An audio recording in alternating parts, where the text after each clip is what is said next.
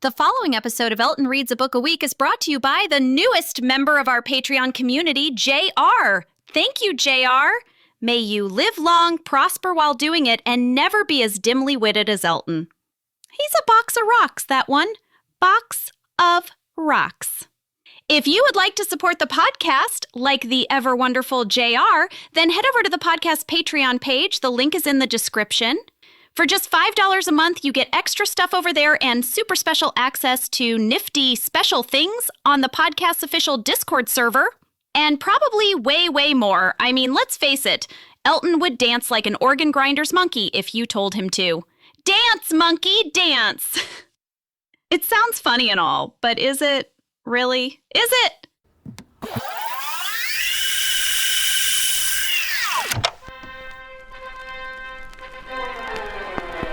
The following podcast is intended for mature audiences. Listener discretion is advised. So, kids shouldn't be listening. Elton says fuck and shit a lot, sometimes fucking shit, but rarely does he advocate actually fucking shit. You get it. Enjoy the show. Picture this. A 19-year-old Canadian driving to a record shop at 9:30 on a Tuesday night. Call it impulsive, compulsive, and even insane. This trip, as it happens, is indicative of that Canadian's depression. Not formally diagnosed, mind you, but still, Canadians, am I right? To further drive the point home, the inclusion of an evocative simile is tossed in. All right? One that evokes an image of just how bad off that poor Canadian is in his depression. Their depression.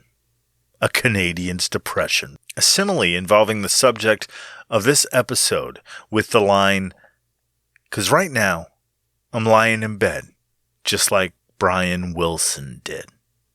Well, I'm lying in bed just like Brian Wilson did. Oh, what am I doing this for? Yeah.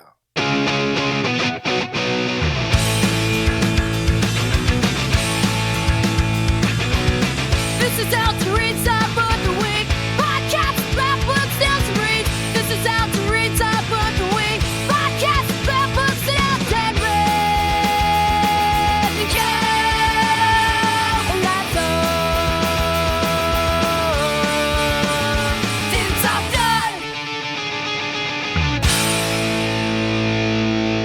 done. Under the watchful eyes of Bob Stratos and Apollo, this is Elton Reads a Book a Week, a podcast that fights for your right to, listen to a podcast about books? Yeah, I don't know. My name is Elton, and I read a book a week. The book this time around is I Am Brian Wilson, written with the help of Ben Greenman. Jesus. This one is a second attempt at Brian Wilson talking about himself, but in book form. What is that? Memoir? Another damned memoir? Oh my goodness. I am nothing if not a disgustingly blatant opportunist when it comes to celebrities biting the big one. While that might sound uncouth and downright ghoulish, the thing is, I think we all are in a way, Sometimes we only get interested in a celebrity, artist, musician, movie star, and what have you after they've passed on, or just, recently hearing that they've passed on. And, and there's nothing wrong with that.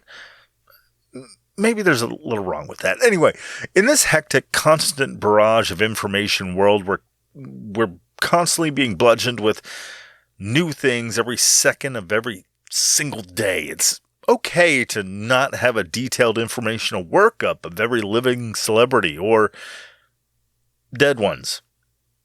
Fuck, that would be a lot of celebrity information, wouldn't it? If we included all the living and the dead. Jesus Christ. Still, you get it. I'm trying to cash in is what I'm saying. Yet again, on a recently dead celebrity. Support me on Patreon. Ha ha ha. Sometimes I wonder if you ever had any shame, and if just maybe it's gone into some kind of witness protection program, but for shame, I guess. Oh, wait, what? I would hope it's like Club Med, getting drunk under an assumed name. Is Club Med still a thing? What? I should look that up. What? Why would Wait, it what would need someone's to, shame drink at an island resort? Better still, what would someone's shame drink? Interesting. That's going on my What? cool stuff to look up later list. Wait, how would I even search why for would that? it need to go Oh, into- I don't know. In case there's some kind of magnetic retracting return to source tractor beam kind of situation at work or something like say it wants to run away screaming, but due to some natural rubber banding force as yet undiscovered by science or mysticism that wouldn't allow it to frantically race away, you know? Like something that would force an emotion called shame to forever be attached to a devilish miscreant, such as, say, you, for example, despite it wanting to leave and have a better, more productive shame life. Miscreant? Who says that? Anyway, I'm prattling on. You get it. Something that would magically suck it back into the body of a shameless monster, such as yourself. Something like that. Oh, that's harsh. Prattle. Am I a thesaurus all of a sudden? What? Who am I now? Weird. No, that's harsh. Look, I'm not a monster. There are far worse, and at least I'm honest about my. No, maybe. I just see the creation and the release of an episode that happens to coincide in a timely way with the death of a celebrity as possibly helping me out. I mean, come on. It's not like Brian Wilson needs more publicity. You know, he's Brian fucking Wilson. And I mean, he doesn't You're maddening. need it now. Seriously. Obviously, Just because don't, Elton. Come on. It's just, I mean, why would you? What are you gaining from going there? Elton, stop. He's dead. Good God in heaven, your poor shame. There really is just no hope for you. I think we both know that's 100% true. Moving on. Despite some people being weird about this, I'd like to clarify that I read this book long before Brian Wilson passed, and in fact, I've been meaning to do an episode about it for some time, but life keeps, whooping me up and down sideways, so I never got to it before, Then, upon hearing that he had moved on to the great big beach in the sky, I figured, hey, while it's fresh on my mind and on the minds of millions of people sharing that vocal isolation track of God Only Knows all over the internet, why not get it out now? So, here we are. Let's talk about Brian Wilson, the man, the myth, the legend, and mental health cautionary tale. But first, let's talk a little about his ghost writer. Come on, you're just needling for needling's sake now. Let the guy rest in peace. He had a hard life. Kneeling? Really? Did I hit my head and become some kind of savant or something? I'd remember that, wouldn't I? Savant? Maybe it's all the reading lately. What? Ben Greenman was a ghostwriter for Brian Wilson's book. You know what you did. Are doing. I'm dead. You know what you did Set / on are not doing. Doing that, okay? In fact, there's not a ghost of a chance that I would entertain that idea. Oh, for the love of... Okay. There's not a Brian Wilson's ghost of a chance. You're just so... It's me, isn't it? You're doing this just to be... I get it. I get it. Move on already. All right, I'm moving on again. A little about Ben Greenman. Very damned little, by the way. Why are authors so fucking afraid to get a little deeper with their bios? You know what? That's my crusade. My whatever. Well, one of them. I have many, but that's a whole other thing. This crusade is that we start to treat authors as being just as interesting a subject as the subjects or stories or whatever that they write about. Damn it, let's make that happen, folks. All tens of you out there listening to this, or single digits. You know what I mean. Ben Greenman is a New York Times bestselling author and New Yorker contributor. contributor to The New Yorker, I should say, who has written both fiction and nonfiction. His novels and short story collections include The Slippage and Superbad. He has been Questlove's collaborator on a series of books, including Mo Better Blues, Creative Quest, and Music is History. And he has written memoirs with Sly Stone and George Clinton and Brian Wilson. His writing has appeared in numerous publications such as, like I said before, The New Yorker, The New York Times, Washington Post, Paris Review, Zoetrope, All Story, McSweeney's, and so much more, and have been widely anthologized. His work. His most recent book is Dig If You Will, The Picture, a meditation on the life and career of Prince. A guy I have to get a book about and do a podcast episode about. And god damn it, that's it. Fucking be a tad more brave when it comes to letting the world in on who you are, writers. Damn it. It always seems to be the biography writers that share the least about themselves. Is that some kind of irony or something? I don't know what the fuck that is, but it's frustrating. So I'll move on to the man who was a living legend all the way up until he wasn't, and is now just a regular legend. Brian Bedridden Wilson. I Am Brian Wilson is a memoir by Brian Wilson, ghostwritten by Ben Greenman. The story of Brian Wilson is a simple one. He was born, then he heard voices, used that to write music that was rife with rich vocal harmonies, did a lot of drugs, like a lot of drugs, and drinking, did a lot of drinking to self-medicate those brain voices away, and then he became a weird recluse, got some rehab, got screwed with by a manipulative doctor, and then did some more rehab, and then he reinvented himself, made tons more music, died as a revered musical genius and artist, and you know that old story. That old happens all the time. That just, do I even need to go on? I mean, who isn't familiar with that worn out cliche of hearing voices and doing drugs and rehab? I mean, come on. You can throw a stone and hit one of those stories, am I right? No. Brian Wilson's story, it reads like a symphony composed in both major and minor keys.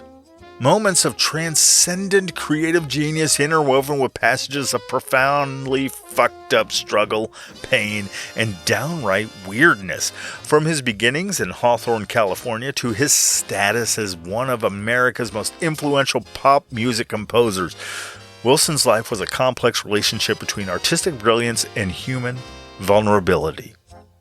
Born on the 20th of June in 1942 at Centinela Hospital in Inglewood, California, Brian Douglas Wilson entered the world as the eldest son of Audrey and Murray Wilson. Not a lot of Murrays around. Because it's Murray. Come on. And soon after Brian was born, he took to the streets to become the hardest thug in both Inglewood and Hawthorne. When at the tender age of 3 3/4, Brian took up his father's handgun, which he found under his parents' bed, and he pulled off his first mugging on the street corner down the way from his house. Why that corner, you ask?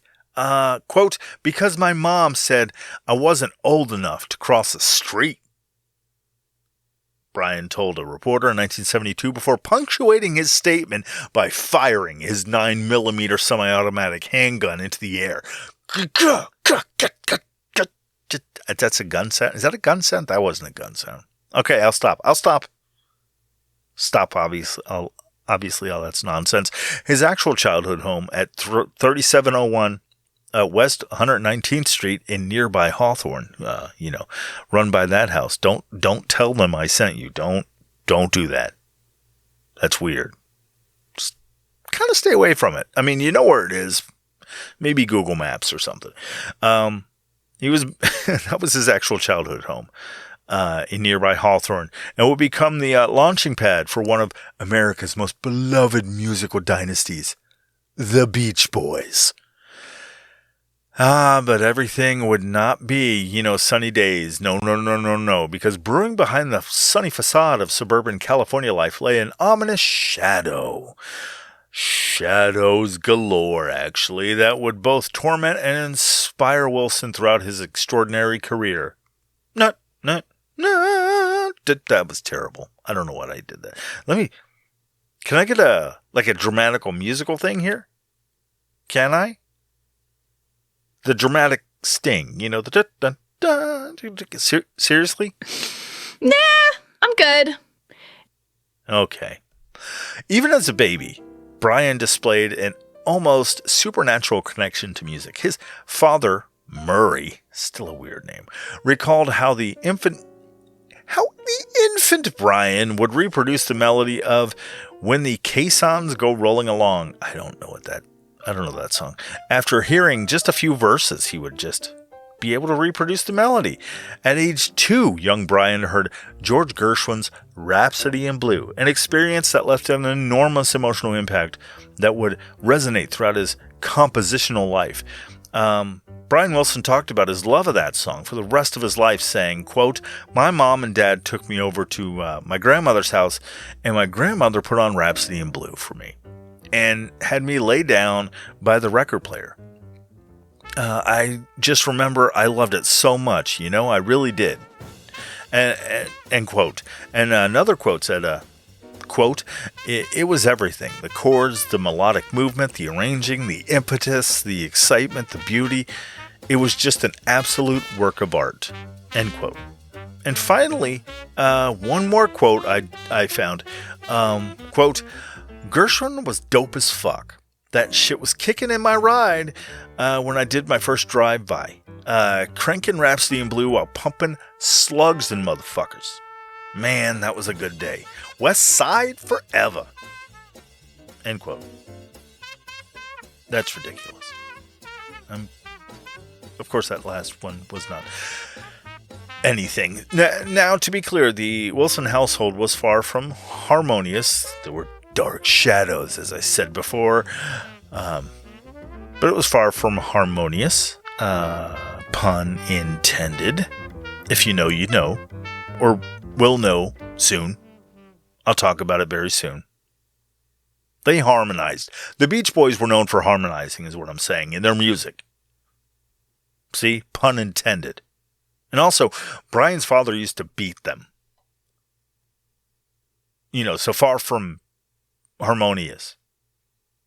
Murray Wilson, Brian's dad, was a machinist turned part-time songwriter and was a driving force in more horrific ways than one in cultivating his children's musical talents.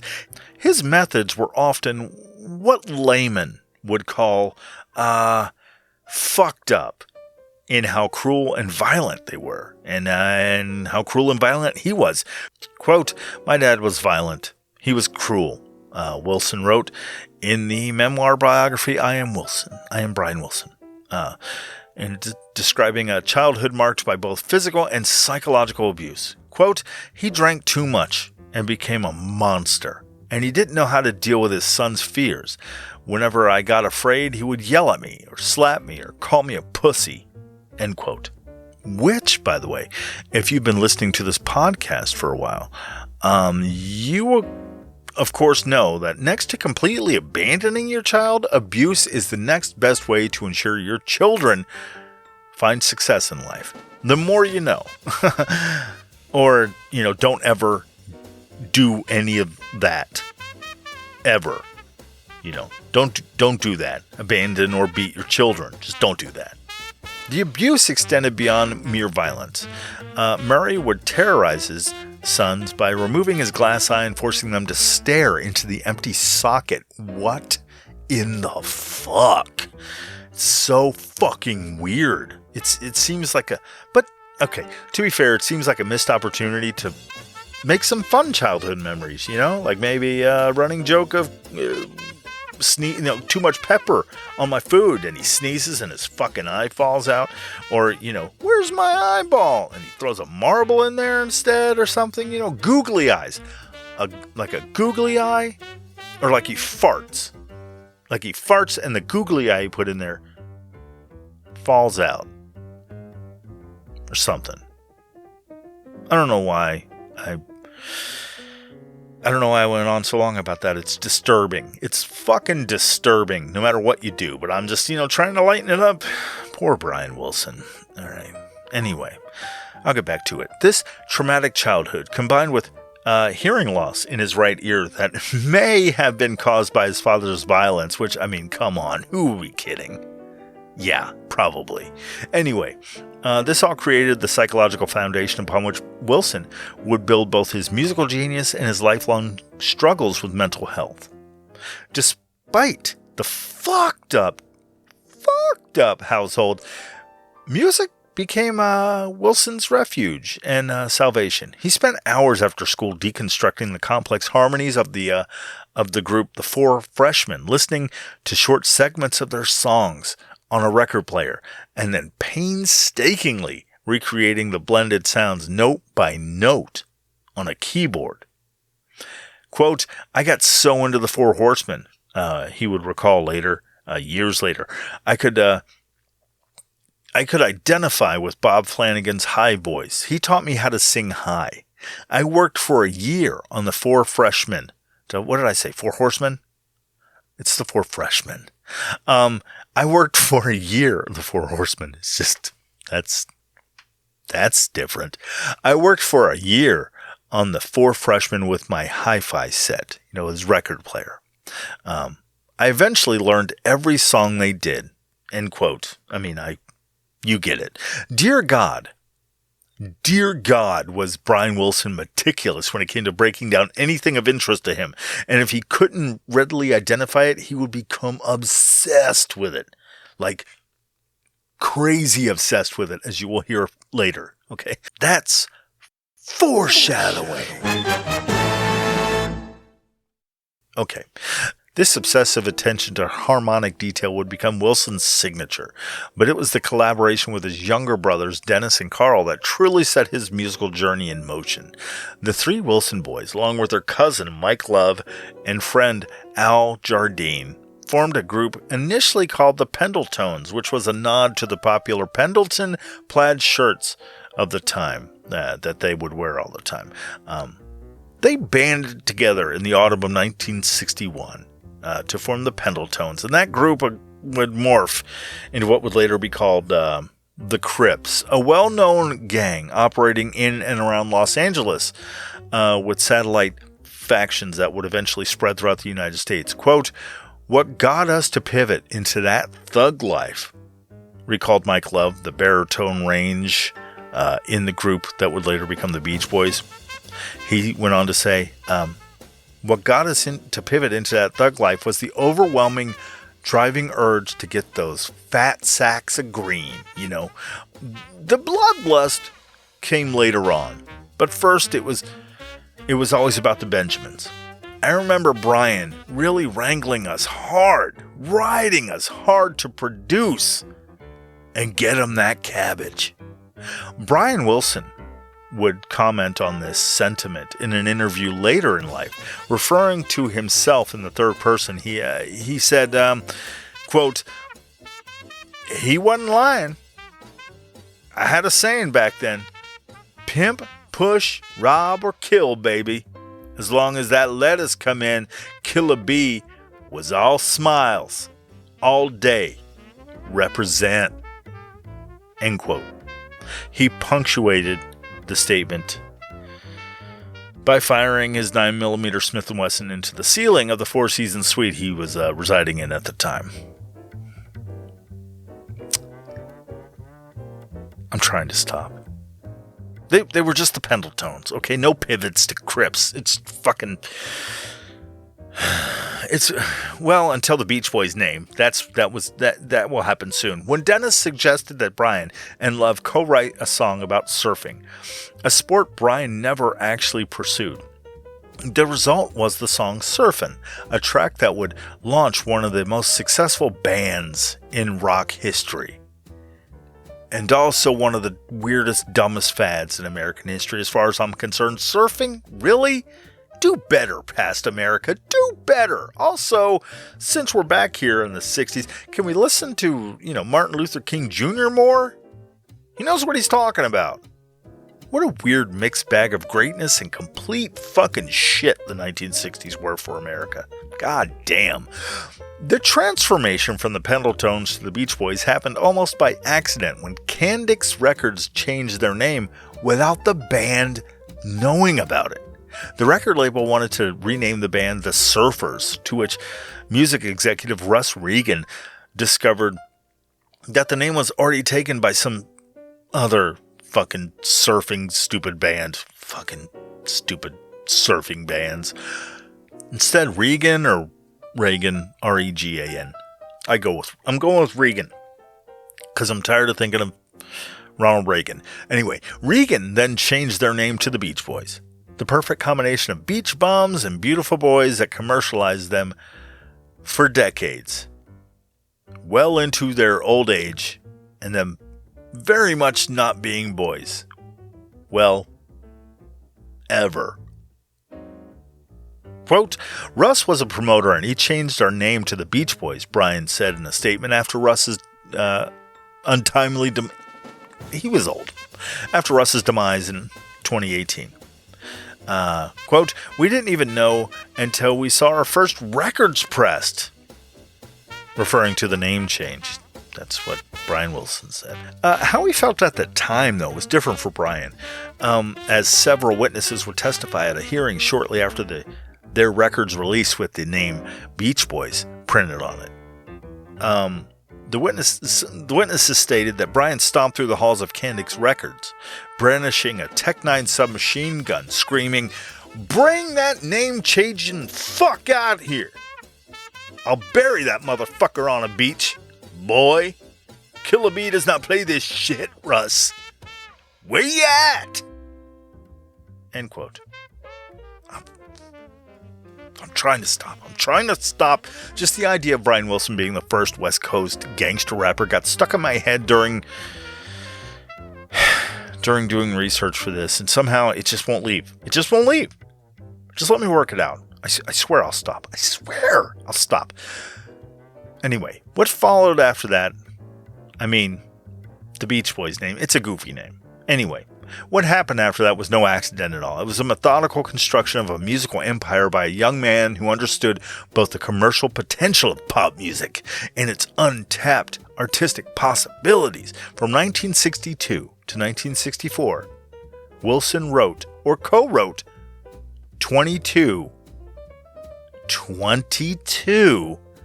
U.S. top 40 hits, include over 2 years, 22 of them. Including the number one singles I Get Around, Help Me Rhonda, and Good Vibrations. He was among the first pop musicians credited for writing, arranging, producing, and performing his own material. His work during this period established the template for what would become the California sound, a sun-drenched musical landscape that captured the optimism and freedom of the post-war American youth culture. A sound that, despite my trying my damnedest for a long time, I just can't get into it. Okay, let me explain myself before you scoff and huff and you're like, what? It's the Beach Boys. They're amazing. Look, I can't see you, obviously, you doing that, but maybe you're upset in some way. I don't know. But allow me to elaborate, clear it up. You know what I'm saying? I've heard the Beach Boys music here and there for most of my entire life. I get that it's unique and well-constructed and impressively executed by a lot of talented people. The Beach Boys, Brian Wilson, all of them. I understand and respect that. Brian Wilson was a fucking genius for arranging that and getting all those ideas out of his head and recording them and just, wow. I mean, yeah, amazing. Without a doubt. But when I hear the Beach Boys music, I hear, that's what I hear. That falsetto, cartoony, fucking, oh my God. It's that weird cartoon falsetto. And I'm sorry, lame lyrics about the beach. I mean, it's the fucking beach, people. To me, it would be like dedicating an album and then another album and then another fucking album to mountains or something. And just constantly talking about rocks and how high mountains are and mountain trails and fucking trees. And, Jesus Christ. Then later, when I heard Pet Sounds and I listened to the whole thing, I was like, wow, this got the Beatles all rankled and shit? I mean, to be fair, wouldn't it be nice is a killer song on there. And God Only Knows, I mean, it is a beautiful song. I understand the complexity of it and everything, but it has a song called Sloop John B on it, for God's sake. It goes on about hoisting sails and eating grits and shit. I mean, the song God Only Knows is on it. It's well worth the listen. It's a standout amongst, for me, my opinion, turds. I mean, wouldn't it be nice is okay, like I said, but fucking fuck, that's all I hear. Okay, sorry. Back to it. Brian Wilson is fantastic and truly is a genius songwriter. Okay, that's well established, but the catalog, just the overall sound, I don't know. I've tried. I can't do it. Brian Wilson's ambitions extended far beyond creating catchy surf songs. He was studying the work of Phil Spector, the Beatles, and classical composers, learning to apply their techniques to popular music in ways that had never been attempted before. His orchestrations began incorporating instruments rarely used in rock, French horns, cellos, timpani, and even bicycle bells. He was transforming the recording studio from a simple documentation tool into a compositional instrument in and of itself. The creative leap that would define Wilson's legacy came with the 1966 album Pet Sounds, which I mentioned just a little bit ago during my rant. Inspired by the Beatles' Rubber Soul, Wilson set out to create what he called, quote, the greatest rock album ever made, end quote. But you know, with the Beach Boys, Jesus. Working primarily with lyricist Tony Asher, Wilson crafted an album that was both deeply personal and universally resonant. Pet Sounds was a radical departure from the Beach Boys' earlier work. Gone were the simple surf anthems, replaced by sophisticated orchestrations instead that blended pop, jazz, classical, and avant-garde elements. The album explored themes of coming of age, lost innocence, and emotional vulnerability through songs like Wouldn't It Be Nice and God Only Knows and I Just Wasn't Made for These Times. The recording process itself was revolutionary. Wilson utilized the famous wrecking crew of session musicians, layering tracks with an unprecedented level of detail and complexity.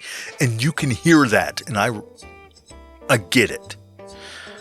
But I can't just throw it on and jam. Anyway, the album's production costs exceeded $70,000, which is equivalent to roughly $680,000 in today's money, making it one of the most expensive fucking recordings of its time. But the investment obviously paid off artistically. Pet Sounds is now consistently ranked among the greatest albums ever made, with Rolling Stone magazine placing it at number 2 on their list of the 500 greatest albums of all time. Riding high on the success of Pet Sounds, Wilson embarked on a series of drive-by shootings that would take out rival gangs and bands, and he would go on to say, without Pet Sounds, I never would have killed that many people.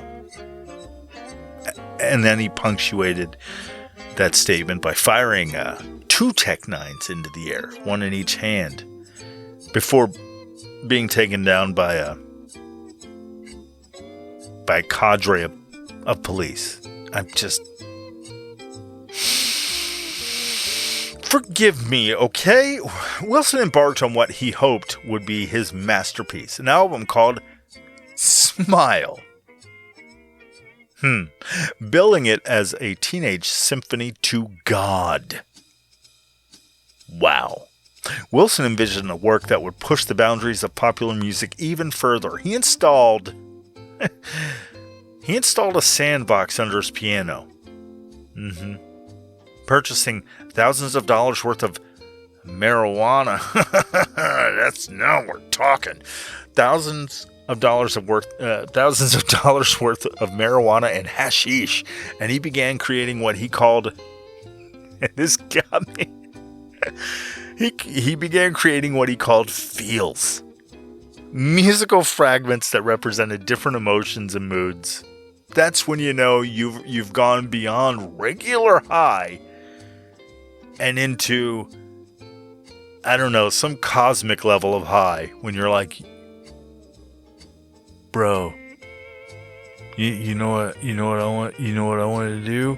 You know what I want to do? I think my emotions can become sounds, bro. Give me the tambourine and bang on that in a 3/4 time, and then just thump an E minor on that bass over there and let it ring out till it feeds back. And that is the feeling of when I eat toast in the morning, bro. That's going on the album. Like fucking what? The Smile sessions were marked by both creative brilliance and increasing instability. Wilson was becoming a bit obsessive with his perfectionism, demanding take after take in pursuit of an impossible ideal. And this was largely due to his drug use intensifying and his behavior becoming increasingly erratic because, as we'll go into later, he was not right in the brain. He became convinced that his house was under surveillance and that the film Seconds contained coded messages meant specifically for him. The project, the Smile album, it kept going on and on and on, and eventually it collapsed under the weight of Wilson's psychological pressures and the band's tensions to get a fucking album out, and his own paralyzing perfectionism. The album was shelved in 1967, becoming what the New York Times called the most famous unheard album in pop history. The failure devastated Wilson, who later said it killed him emotionally. Smile would remain unfinished for nearly 40 years, a monument to both Wilson's genius and his fragility. Now, to be fair,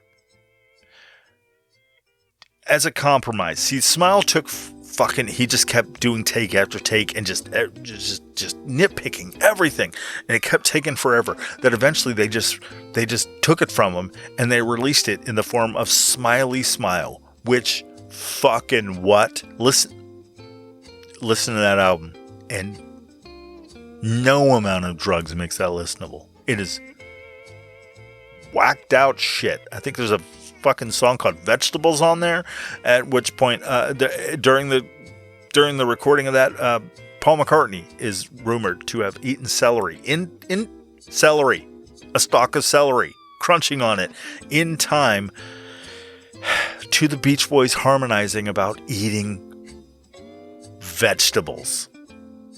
How fucked up, just mentally and also high do you have to be to make that make sense? Fucking woo! The collapse of Smile marked the beginning of Wilson's retreat from public life. Throughout the 1970s, he became increasingly reclusive, battling severe depression, drug addiction, and what would later be diagnosed as schizoaffective disorder, which we'll get into later. His weight ballooned to over 300 pounds as he spent days and days and years in his room, emerging only in a bathrobe for rare public appearances. Quote, "Well, for the past 40 years, I've had auditory hallucinations in my head all day, every day, and I can't get them out, Wilson told Ability magazine in 2006. Every few minutes, the voices say something derogatory to me, which discourages me a little bit, but I have to be strong enough to say to them, "Hey, would you quit stalking me already? Fuck off! Don't talk to me! Leave me alone!" End quote. He actually, that is what he said. In 1975, Wilson's family hired psychologist Eugene Landy, which would turn out to not be great eventually, to help Brian control his addictions and regain his health. Landy's 24-hour therapy program involved monitoring Wilson around the clock with a team of assistants. While the treatment helped Wilson lose weight and reduce his drug use, it came at a tremendous personal cost.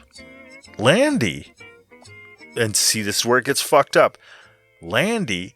Dr. Landy, gradually assumed control over every aspect of Wilson's life, becoming his business manager, get this, creative partner, and gatekeeper to the outside world.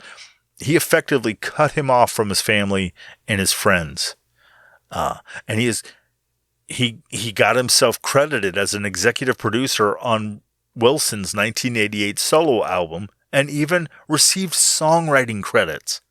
The relationship was deeply unethical, with Landy exploiting his position to gain financial control and creative input over Wilson's work.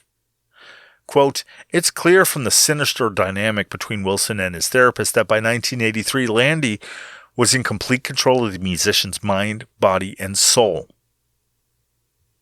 Unquote. That was one observer of their relationship. Wilson's family eventually sued Landy in 1991, resulting in a restraining order that barred the psychologist from contacting Wilson. Wilson's salvation came in the form of Melinda Ledbetter, a former model working as a car saleswoman whom he met at a Cadillac dealership in 1986. Despite Landy's attempts to control the relationship, Wilson and Ledbetter maintained contact, and after Landy's removal from Wilson's life, they married in 1995. Isn't that sweet? Quote, "Melinda was more than my wife," Wilson wrote after her death in 2024. "She was my savior. She gave me the emotional security I needed to have a career. She encouraged me to make music that was closest to my heart. She was my anchor." End quote. Together, they adopted 5 children and created the stable family environment that had been missing from Wilson's life. With Melinda's support, Wilson experienced a remarkable creative renaissance. He began performing live again, toured the entire Pet Sounds album, and released new solo material. In 2004, he finally completed Smile, performing it as a solo work that fulfilled much of his original vision. Not smiley fucking smile. The album received critical acclaim and provided Wilson with the closure he had sought for nearly 4 decades. Wilson's later years were marked by continued creativity despite ongoing health challenges. He was inducted into the Rock and Roll Hall of Fame in 1988 and received numerous honors for his contributions to American music. His influence on subsequent generations of musicians cannot be overstated. Artists from the Beatles to modern indie rockers have cited Wilson as a primary inspiration. In his final years, his final years were marked by declining health and the onset of dementia. After Melinda's death in January of 2024, his family sought a conservatorship to manage his care. He died on June 11th, 2025. Just not too long ago, at the age of 82, from a respiratory arrest with sepsis and cystitis. Cystitis? It's a lot of S's. CYSTITIS. Cystisis? Anyway, that's what was listed as contributing factors to his death. His death certificate also noted chronic kidney disease, obstructive sleep apnea, and neurodegenerative disorder. The world lost a true musical genius. California Governor Gavin Newsom captured the sentiment of many when he said, Wilson fundamentally changed modern music, helping make the Beach Boys not only the defining American band of their era, but also the California band to this day. Brian Wilson's story is ultimately one of triumph over adversity. Everyday adversity of his own brain turning against him. A brilliant mind that created transcendent beauty while battling the craziest of demons that would have destroyed a lesser person. I mean, for real. His music continues to evoke the eternal summer of the beach and of youth and the bittersweet nature of memory and the universal longing for connection and meaning from the simple joy, I guess, which I don't get, of surfing USA. You know, it's a happy song, but fucking from that song, from Surfing USA to the complex emotional landscapes of some of the songs of Pet Sounds. Come on. Sloop, John B. And anyway, Wilson's compositions remain as fresh and relevant today as they were when they were first recorded. His legacy, of course, extends far beyond the Beach Boys' commercial success. Wilson elevated popular music to an art form.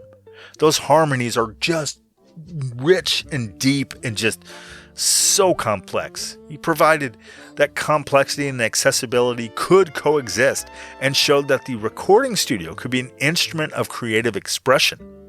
He was, in every sense, a musical architect who built whole cathedrals, of sound that continue and will continue to inspire and move listeners around the world. Me, maybe not so much. But yes, it's a double-edged sword with me. The guy who once sat in a sandbox and put his piano into a sandbox so he could play out on the beach and have the feeling of the beach with him inside his own house. Trying to capture the feeling of the California beaches in musical form. Succeeded. He succeeded. Brian didn't just write songs about that endless summer. He created stuff that will last forever and beyond that. Just amazing what he did. He did. He was a genius and he did amazing work. It was fan-fucking-tastic, I guess. It's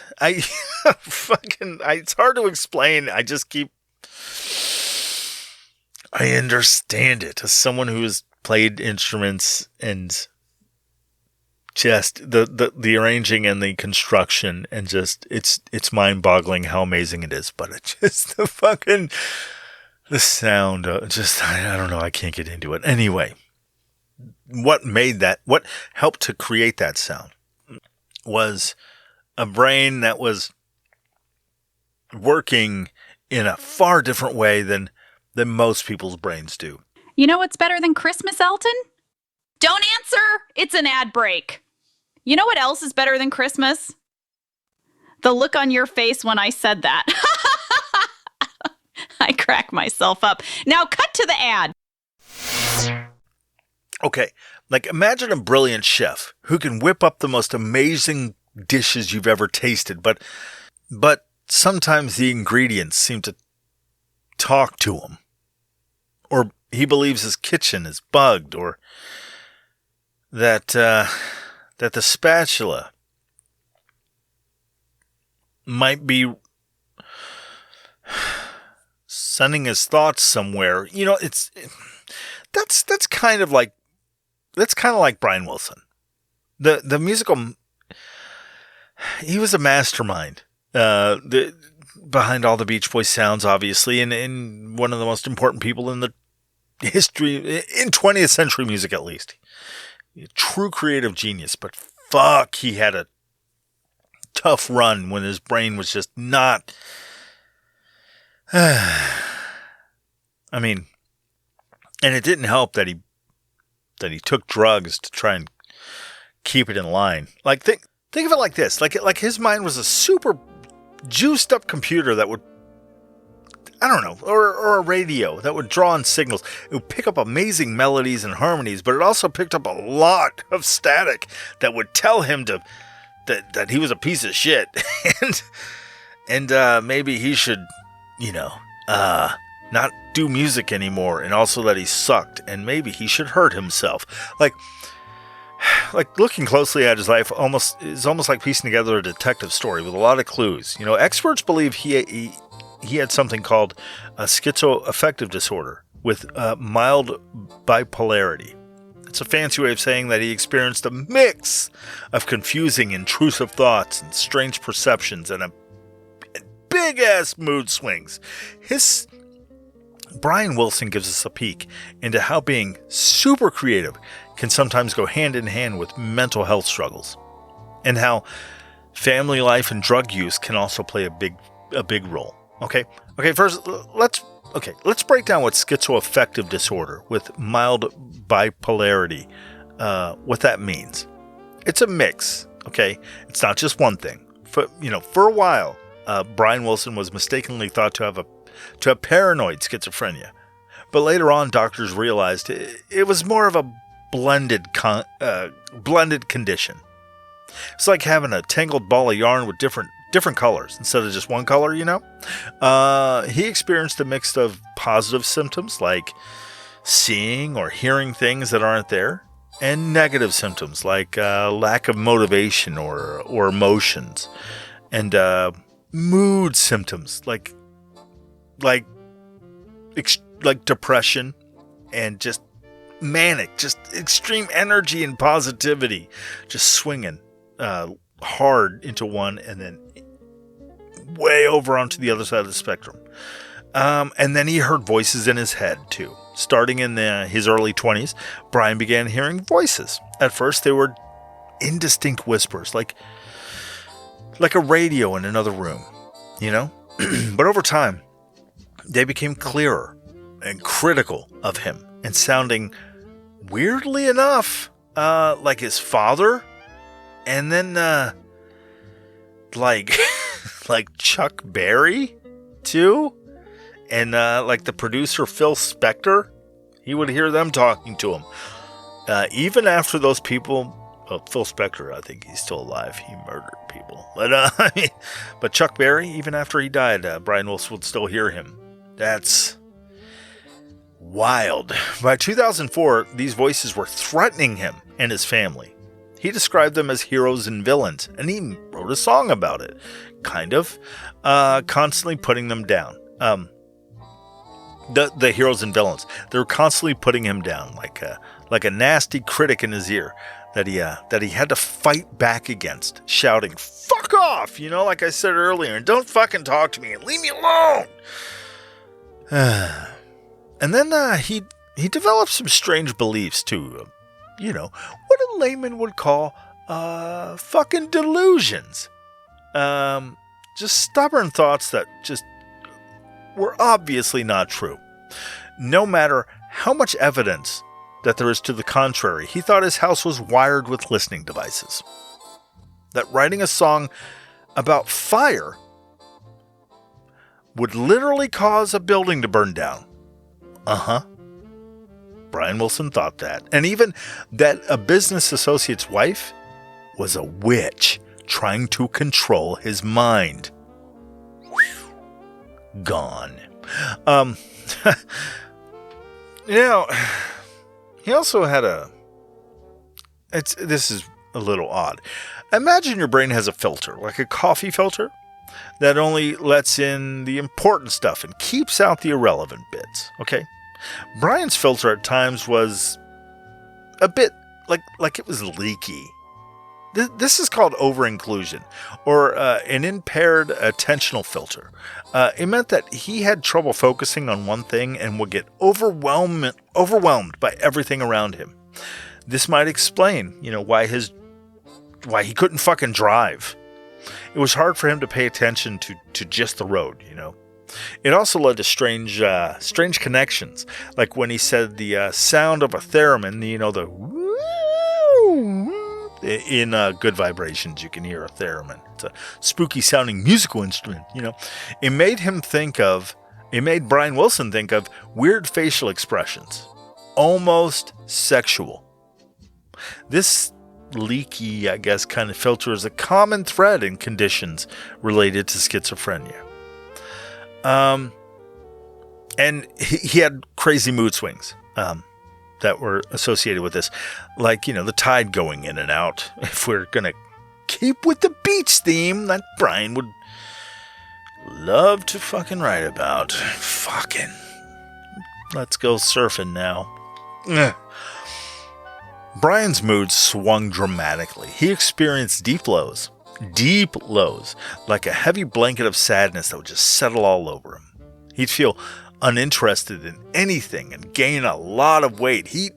Like eating 3 to 6 hamburgers for lunch every day, and then just sleeping most of the day, and then having thoughts of, not wanting to live anymore. Oh, poor guy. His father's death was a huge blow that plunged him into a major depression for months and months. And then on the flip side of that, there was a thing called hypomania, which is like the milder burst of supercharged energy and creativity. Not as extreme as full-blown mania. He'd be crying one minute and then laughing hysterically the next, for no reason, like a switch being flipped. He'd also have periods where he barely slept and was incredibly driven, especially while he was working on pet sounds and Smile. He even made some impulsive business decisions, like opening a 24-hour health food shop that he couldn't manage. It's like buying a massive yacht when you barely know what a fucking rowboat is. These kinds of ups and downs suggest he might have had a milder form of bipolar disorder, sometimes called type 2, because his depressive episodes were so significant. It might sound strange, but there's also a fascinating kind of connection between his struggles and his talent. Think of creativity as inventing, like that cook, I mentioned earlier, a new recipe that tastes absolutely, that chef invents a new recipe that tastes absolutely delicious and surprises everyone. It's about coming up with fresh, flexible ideas that others admire, that creativity. And then while mental illness doesn't automatically make someone creative, and being creative doesn't mean you'll have that you have some form of mental illness, there's a grain of truth in their connection. Schizophrenia, with its tendency towards disorganized and unconventional thoughts, can sometimes spark unique ideas, like a broken kaleidoscope that creates unexpected and beautiful patterns, That leaky filter we talked about earlier, the over-inclusion, might have actually been a secret ingredient in Brian's creative recipe. Okay? Because he took in so much information and made unusual connections. It helped him think outside the box, leading to his unconventional music. The theremin instrument choices, the just strange instrument choices, the bell, the bicycle bell, and crunching on fucking celery in time with, he would think of unique harmonies. It's like his mind was a magnet, pulling in all sorts of scattered bits of metal, and then he could arrange them into something beautiful and new. Brian was at his most creative when his psychosis, the period of hallucinations and delusions, began. He could hold incredibly complex musical ideas in his head and guide musicians to create masterpieces. Like, Pet Sounds. That's the pinnacle of their thing. And, the complexities of a God only knows, This shows incredible executive function, which is like the conductor of an orchestra, planning, coordinating, and making everything, pulling together everything to make it all happen. However, as his illness got worse, his executive function declined, making it harder for him to screen out the bad ideas or put together those complex projects like the famously unfinished Smile album. It's like that conductor just lost his baton and pulled down his pants and started jerking off instead. And everyone was like, what? He could no longer control the orchestra, is what I'm saying. I don't know why I added jerking off. I don't know. Despite everything, Brian had an extraordinary musical gift. Obviously, from a very young age. His talent was like a shield, protecting him from the most severe aspects of his mental illness, or even masking them, or even making them produce for him. His deep connection to music was intertwined with his schizoaffective disorder, showing up as strong emotional reactions to music, like Rhapsody in Blue, and even musical hallucinations. His home life played a significant role in his struggles. Those struggles also played a pretty significant role too. Like Brian and his brother, they grew up with Murray, the piece of shit eyeball popper.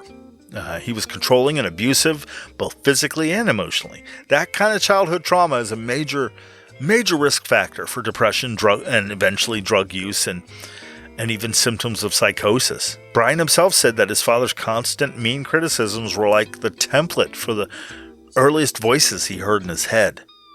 It's like his mind had an old recording of his father's words that just kept playing over and over again.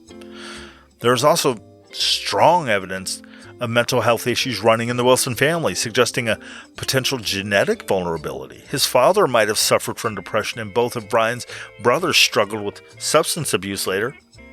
His family's history hints that there might have been a biological predisposition to these conditions, like a blueprint for certain brain chemistry issue, So Brian used drugs to cope, which also made things worse, of course. He used a lot of different substances. I mean, he ran the gamut. He had the weed, he had the cocaine, not the drink, and amphetamines, amphetamines, not just amphetamines.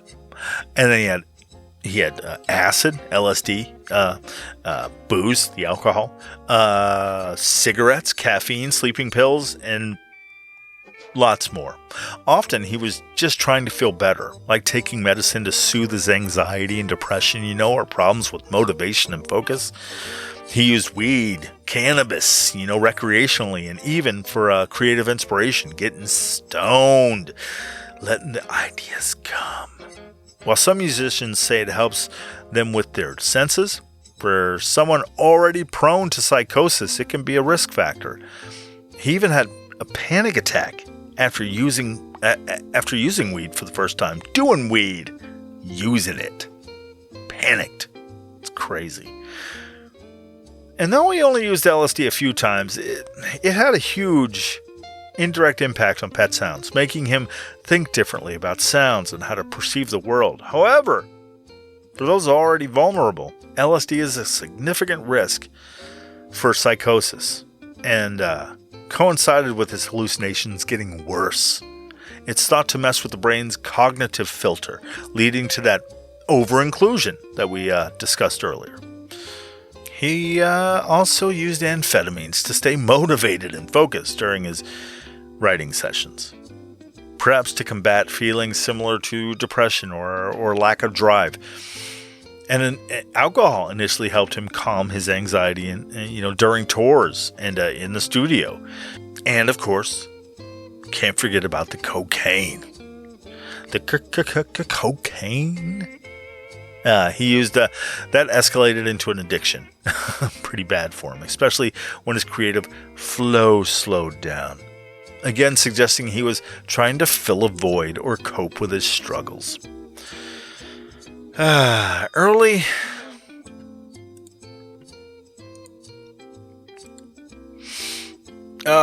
on, when he was trying to get treatment for his mental health issues, he was mismanaged. Like mentioned earlier, Eugene Landy, he over-medicated him like crazy with strong drugs and took exploitative control of his life. Brian developed side effects like involuntary movements, just jerking. And he was living, of course, in an oppressive environment facilitated by Dr. Landy. Thankfully, after leaving Landy's care in 1992, Brian received more conventional treatment, including medication and therapy, switching to moderate doses of antidepressants, along with a less suffocating environment, which led him to feeling clearer and more well, and a reduction in his hallucinations. With ongoing treatment and support from his wife, Melinda, and fellow musicians, of course, he made an incredible comeback, like we said earlier, completing his long-lost album, Smile, in 2004. Shows that even people with severe mental illness, like Brian Wilson had, can function at a high level in areas they excel in, even if some symptoms still linger. It's like a damaged but resilient ship, guided back to calm waters.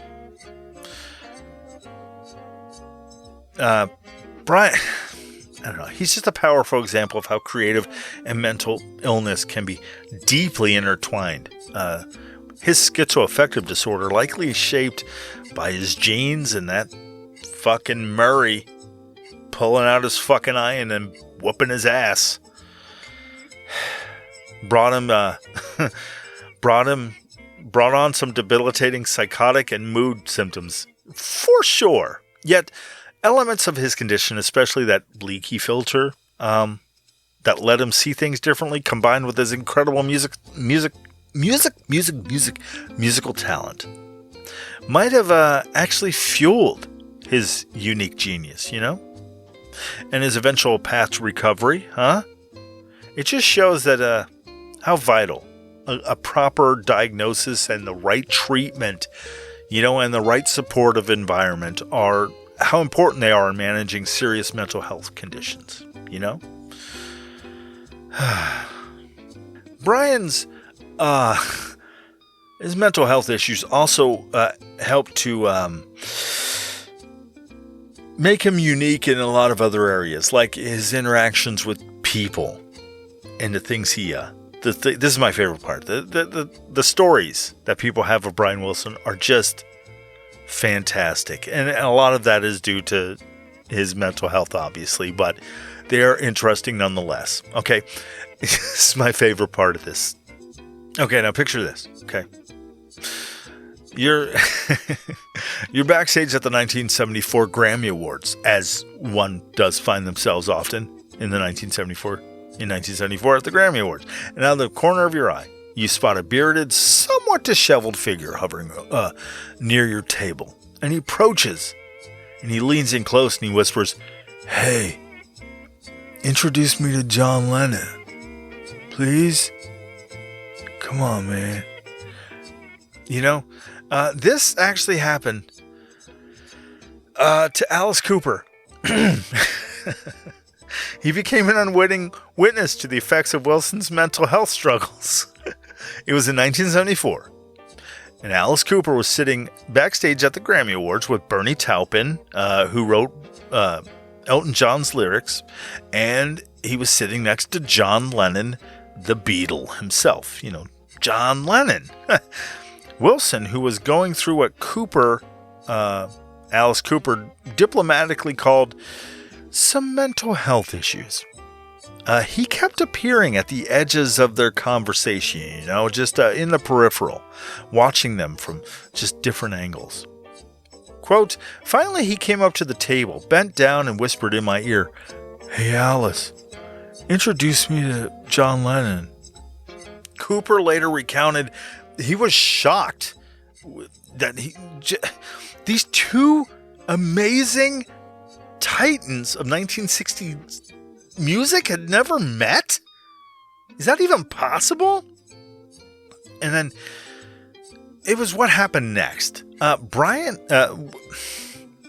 Alice Cooper made the introduction, and John Lennon, gracious and kind, told Wilson how much he admired, the work of the Beach Boys and what Brian Wilson wrote and did, and how he and Paul McCartney considered Pet Sounds one of the greatest albums ever made.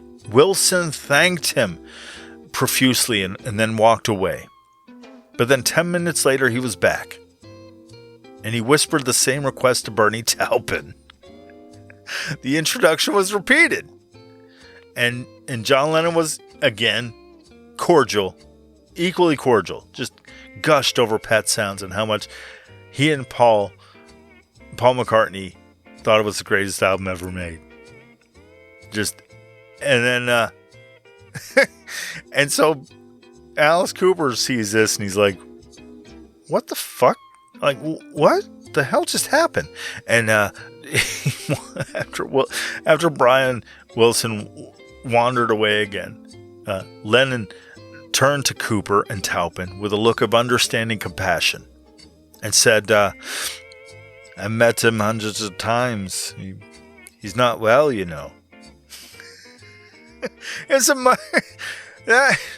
It's both tragic and it shows the humanity of Wilson's condition, as well as John Lennon's remarkable empathy. I mean, here was one of the most famous men in the world dealing with a fellow artist in a caring way, recognizing the mental health struggles and just handling it with nothing but kindness and patience. It's just fantastic.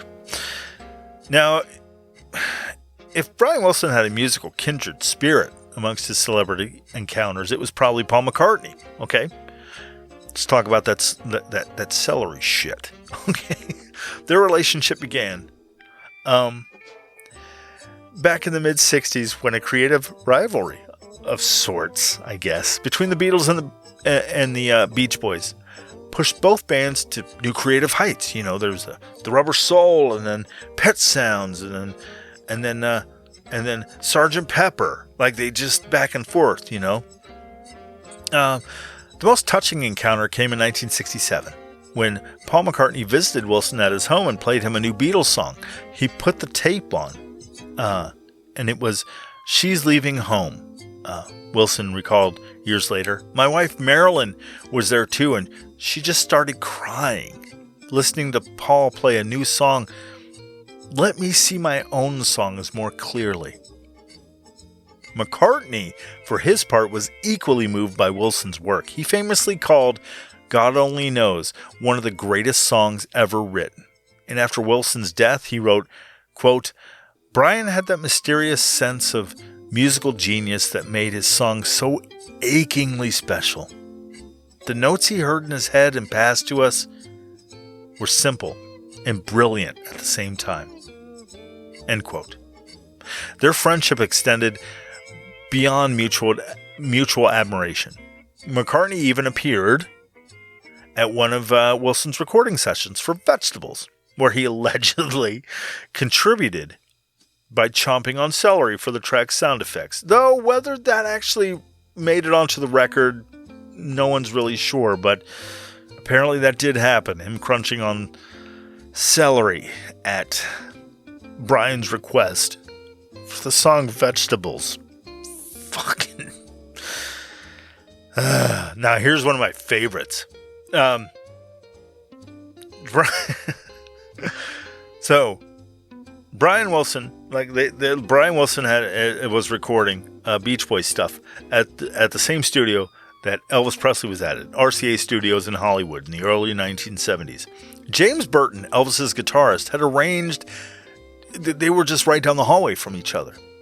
So he arranged an introduction, okay? But what happens next became the stuff of legend, okay?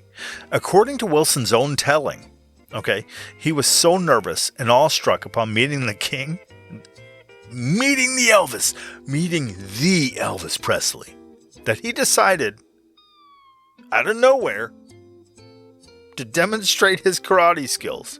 Without warning, Wilson performed some sort of karate chop at Elvis, who was notably unimpressed. He smacked his hand away, like just out of reflex, because Elvis, he learned karate. He trained a lot, all the time. He actually, his karate instructor was a guy who used to spar with Bruce Lee and Chuck Norris, and would eventually fuck his wife. No, sorry. The karate instructor would eventually fuck Elvis's wife, Priscilla. Yep. But anyway, it just goes to show Elvis trained a lot with karate. So when Brian Wilson tried to karate chop him out of nowhere for no reason, Elvis slapped it away, and then he said, "I'm leaving, man. I'm leaving." Elvis reportedly said, and then walked out of the studio. It was so awkward and weird and endearing. It was an attempt to connect with one of his heroes that just went hilariously wrong. But it showed how excited he was at meeting artists who influenced him. Even if that turned into fucking just being weird. Here's another good one that I thought was just great. When Elton John was visiting the United States and California in the 1970s, he experienced what he called the most amazing and surreal trip for himself. He went to Brian Wilson's house. They knew a mutual person, and they were like, "Dude, you gonna go visit Brian Wilson? He'd love to fucking see you." And Elton John was like, "Fucking Brian Wilson would love to see me?" This is the early 70s, so Elton John wasn't super famous yet. So he was like, "Wait, Brian Wilson knows what we do? And what?" So him and Bernie Taupin, they go to, they with their mutual friend, they go to Brian Wilson's house.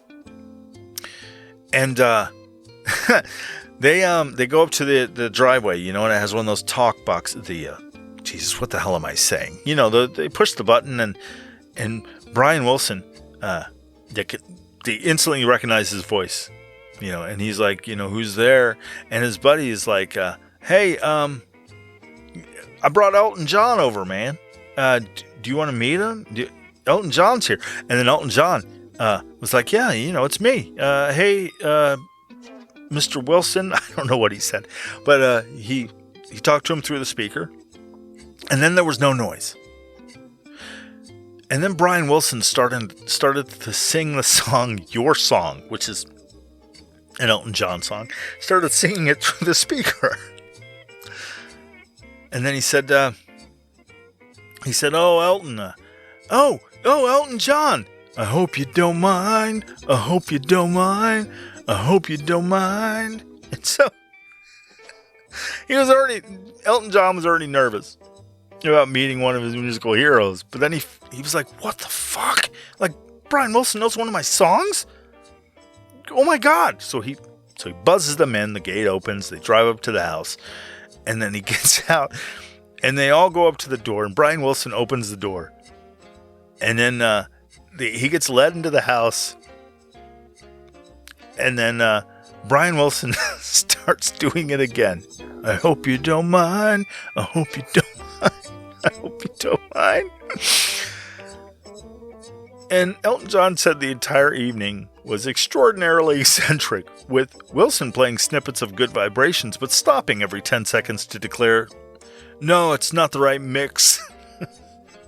Despite the unusual circumstances, Elton John was profoundly moved by the encounter. Apparently at some point,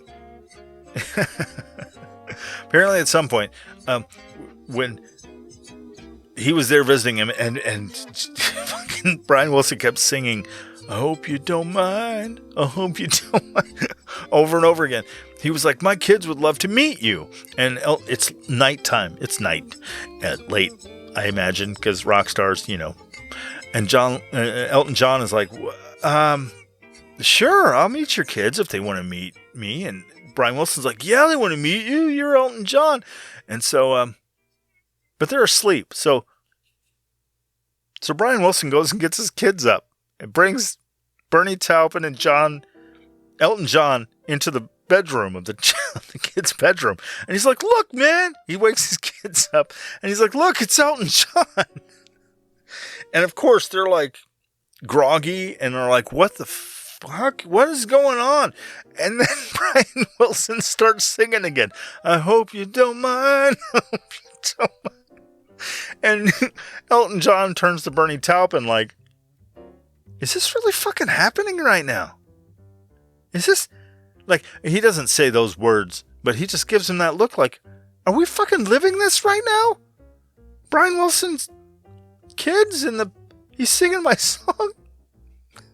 He's singing our song? Your song? He's singing your song, which is our song, and Brian Wilson's singing it. Anyway, Wilson, during this meeting, even tried to sell Elton John the sand-covered piano that he had in a box. In the sandbox in his house. But Elton John politely declined. It's just the weirdest fucking...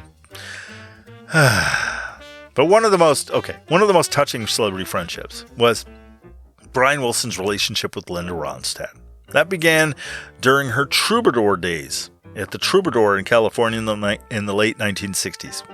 Wilson, who was separated from his first wife at the time, would frequently appear at Ronstadt's back door with a handful of coins, explaining that he was 10 or 15 cents shy of the price of a bottle of grape juice.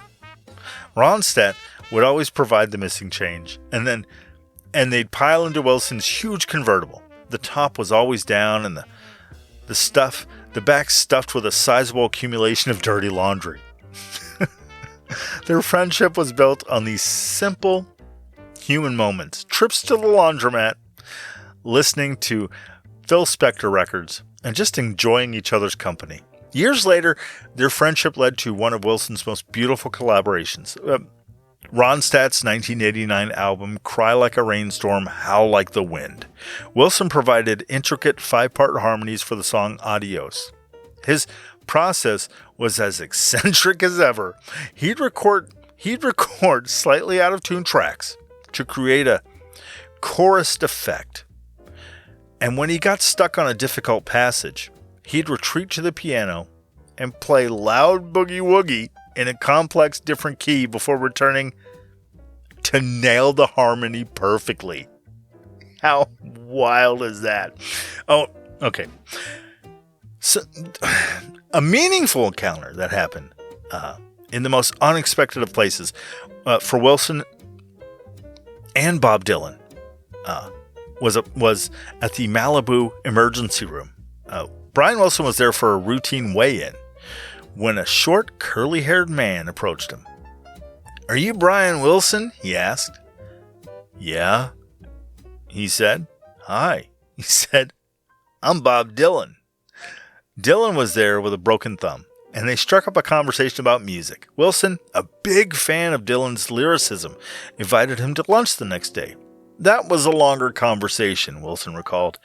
We just talked and talked about music. We talked about old songs we remembered, songs before rock and roll, and we talked about ideas we had. Nice guy. Dylan's admiration for Wilson was profound and poetic. He once said, "Jesus, that ear. He should donate it to the Smithsonian. The records I used to listen to and still love, you can't make a record that sounds that way." Brian Wilson. He made all his records with 4 tracks. But you couldn't make his records if you had 100 tracks today. Maybe no story captures Brian Wilson's mischievous sense of humor better than his encounter with Don Henley of the Eagles. Henley approached Wilson backstage after a concert, clutching a copy of Pet Sounds, and asked for an autograph. Brian Wilson wrote, "To Don, thanks for all the great songs. Brian Wilson." As Don Henley turned to leave, Wilson called him back. Hey, come back here a second. He took the record, crossed out great, and wrote good instead. It was a perfect example of Brian Wilson's playful honesty, you know? He couldn't resist making his true feelings known, even if it meant slightly pissing on Don Henley's ego. Henley, to his credit, just looked at the revision and laughed. Wilson's friendship with Nancy Sinatra, daughter of Frank Sinatra, spanned decades, his friendship with her, beginning when they met at his 60th birthday party in 2002. Despite being naturally shy, they developed a deep mutual respect and affection. There was nobody more generous than Brian, Sinatra recalled. With Brian, if I need him, he's there. If it's in my house or on stage or wherever, he's just a very giving kind. Sinatra appreciated Wilson's authenticity and vulnerability. He's got a huge heart, you know, and he wears it on his sleeve. He loves with his whole heart, and he trusts people, she said. Their friendship culminated in a duet of California Girls for Sinatra's 2022 album, which she described as one of the biggest thrills of my life. Okay, one more. First, a little lead-in, a little context. While attending York University in Toronto in 1990, Stephen Page started writing a song, an ode to Brian Wilson, in his parents' basement, for his band, Bare Naked Ladies.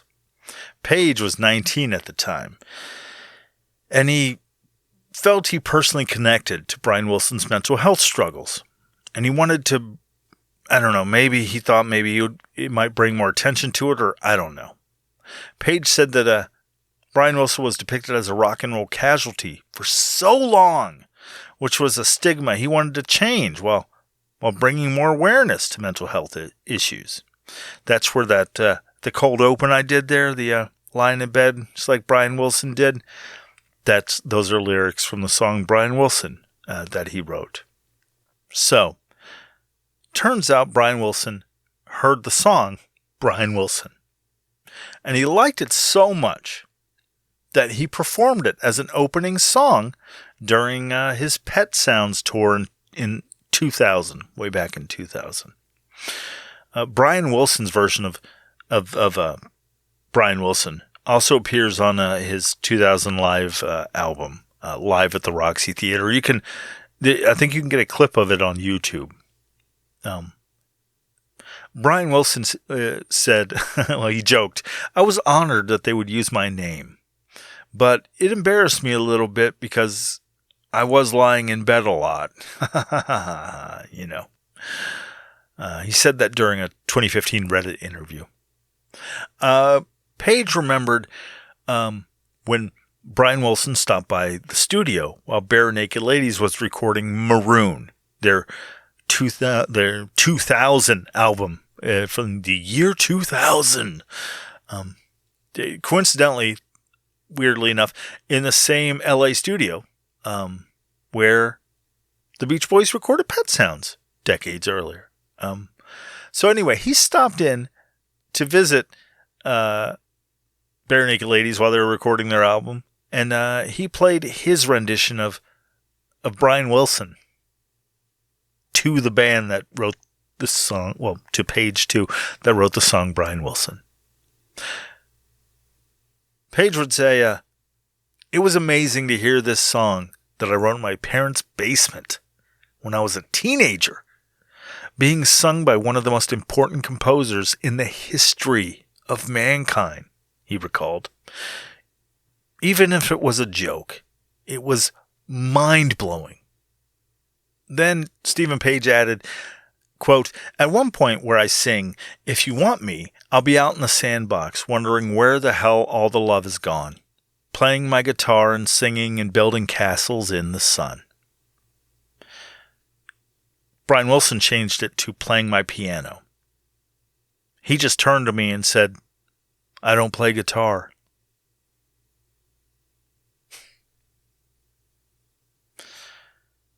There you have it. Brian Wilson. Yay! What a fascinating and just an odd, I don't know. He seemed like a really nice dude. I would have loved to have met. But, never got the chance. Because he just up and bites the dust, what the hell? He could have stuck around a little bit longer. Well. Can't have it all. Can't meet a guy who is absolutely amazing and does amazing work and pieces together songs that I fucking just cannot get into. I mean, what the fuck is wrong with me? It's the Beach Boys, man. I should be... God damn. It's all I hear. It's all I hear.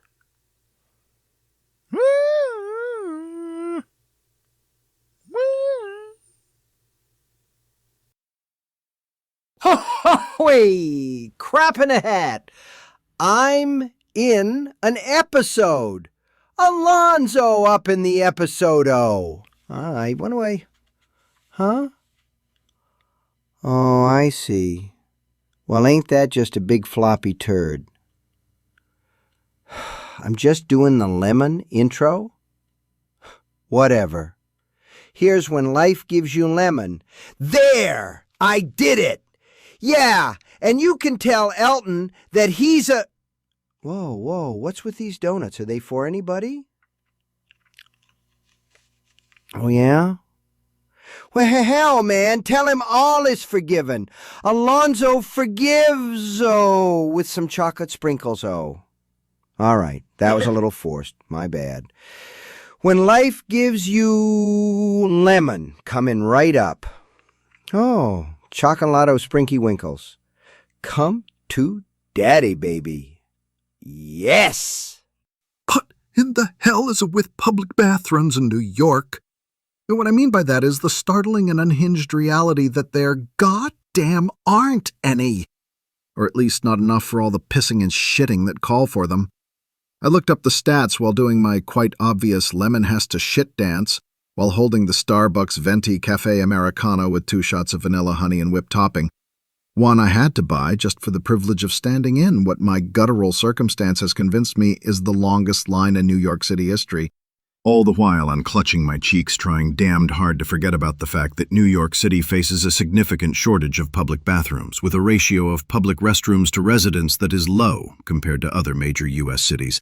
That ratio being that New York City has fewer than 1,200 public restrooms for a population of over 8.4 million people. Am I angry about that?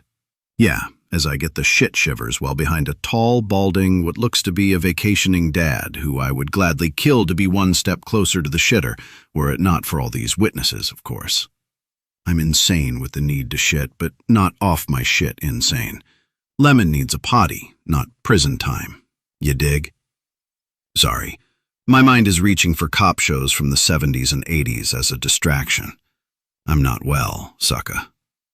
Instead of wrestling with whether to violate the 6th commandment on balding daddy, I'll try to add a shot of bourbon to this stupid coffee I didn't want without anyone noticing. A coffee I purchased just to take what's shaping up to be a massively hefty dump if you needed a recap. Yeah, I carry a flask, and yes, I know I have a problem, but one thing at a time, huh? Right now I'm trying to figure out if the gurgle in my stomach is a fart or a fart with extras, if you know what I mean. I'll find out in the next half second or so. Balding Vacation Daddy is giving me a once-over with concern written all over it. I'll keep you posted if the fart went shart, or, as I notice people now recording me with their phones, you'll surely be able to see the resulting embarrassing aftermath on whatever social media viral video scroll you get your public shitting videos on. Oh. Pray for me. Thank you for listening to Elton Reads a Book a Week. If you enjoyed this episode, please consider contributing at Patreon. We're starting to build up. There's people, and I'm throwing shit up there today, I believe. Yeah, why not? I'm throwing stuff up there all the time, and then you can join us on Discord. I started a Discord server. You can join me there. I do stuff there too. I talk all the time. I think that's where I'm going to establish like a community thing. Maybe, I don't know. Maybe. Who knows? It's pretty user friendly. I have help. I have help from my daughter and her lovely girlfriend. They're helping me out there run Discord. So stop by. The link is in the description. If you can, please like and review the podcast on your favorite podcast app. You can even do it on Spotify. Just give it 5 stars. That helps me out. Giving my podcast 5 stars really helps. Share it, on Facebook or all the social medias, and follow the podcast on all the social media stuff. All the links are down there in the description there. And then you can also buy the book. That helps out. That helps me out. Via the 2 links down there, I get a little percentage of the sale whenever you buy the books from one of those links. I have the Amazon one, and if you don't feel like giving Jeff Bezos any more money, go with the indie bookseller link I have down there. Either one, go with your conscience and buy this book. But overall, thank you for taking the time to listen to me talk a little bit about Brian Wilson's book, I Am Brian Wilson. I really appreciate you listening, and appreciate you as a human being. And please, some point during this week, just this week, or just if you've already done it, just continue to do it. Read a book. Start a book. Okay? Don't let them die out, because we need them. Books are amazing. All right? I appreciate you. Love you. Thank you for listening. All right. Bye-bye. Bye-bye. Have a great day. Bye-bye.